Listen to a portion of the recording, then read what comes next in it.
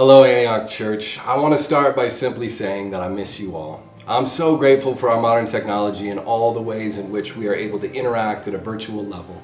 But especially on a Sunday morning, I find myself deeply missing the smiles, the handshakes, the hugs, and just the gift of being able to gather together in a physical space to remember and receive the love of Christ. And so as we enter into our liturgy this morning, my hope is that we would first remember that we are fully known and loved by God, and second, that you are known and loved as a member of this church family.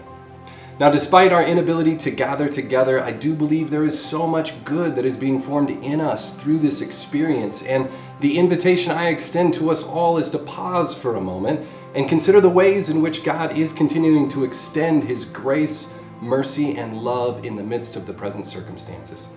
Now, we can start with simple things like the gift of worshiping in our pajamas and holding a hot cup of coffee in our hands. Others of us have received gifts of grace and love through the generosity of friends or neighbors who have shared goods or run errands on our behalf.